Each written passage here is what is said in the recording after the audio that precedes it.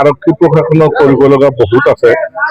আচলতে এই যিটো চৰঞ্চল আমাৰ আলপতি মাজৰচৰ যিটো চৰঞ্চল, এই চৰঞ্চললৈ ড্ৰাগছ অহা ৰাস্তা কেইবাটাও সীমিত হয়। নগৰবেৰা, শিমলিতোলা বা বহৰী, ডংৰা এইকেইটা পাৰ্ঘাট আছে। ইয়াৰে মাজত আৰক্ষী চকীও আছে, থানাও আছে, নগৰবেৰা বা আলপতি চৰ, শিমলিতোলা।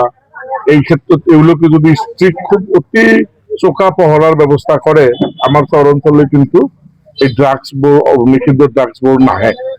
গতিকে তেতিয়া আমি ইয়াৰ কবলৰ পৰা মুক্ত হ'ব পাৰিম। আৰক্ষীয়ে অলপ আমাক সহায় নকৰা নহয়, যদিও কৰিছে, আৰু অধিক কঠোৰ হ'ব লাগিব আৰু অধিক কৌশলপূৰ্ণভাৱে।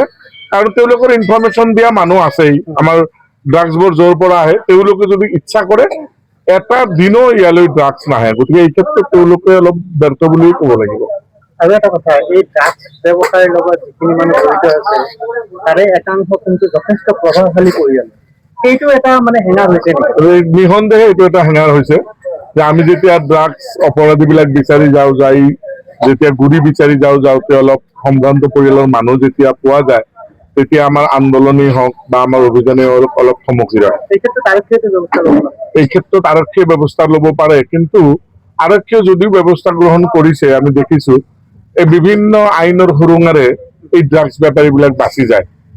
গতিকে ড্ৰাগছ ধৰিলেও তেওঁলোক আজি ধৰি দিব, কালি পিছদিনে আকৌ আদালতৰ পৰা ওলাই আহি আকৌ তেওঁলোকে বিৰাট জোৰে ব্যৱসায় আৰম্ভ কৰে।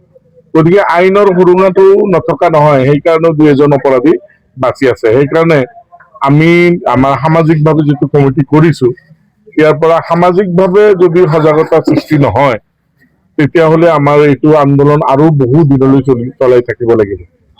এই ক্ষেত্ৰত মই আপোনালোকক কৈছো যে মই যিখন সমাজত বাস কৰো, এইখন সমাজৰ মছজিদ সমাজত এটা ইতিমধ্যে প্ৰস্তাৱ লৈছো আমি, যে ড্ৰাগছ সৰবৰাহ কৰা, ড্ৰাগছ খোৱা মানুহক আমি জানাজা নকৰো। আমি যিহেতু মুছলমান ধৰ্মৰ মানুহ, মই আহ্বান জনাম প্ৰতিটো মছজিদ সমাজতে ষ্ট্ৰিক্ট এনেকুৱা এটা ব্যৱস্থা ল'ব লাগে, তেতিয়াহ'লে অলপ নিশ্চয় সকাহ পায়।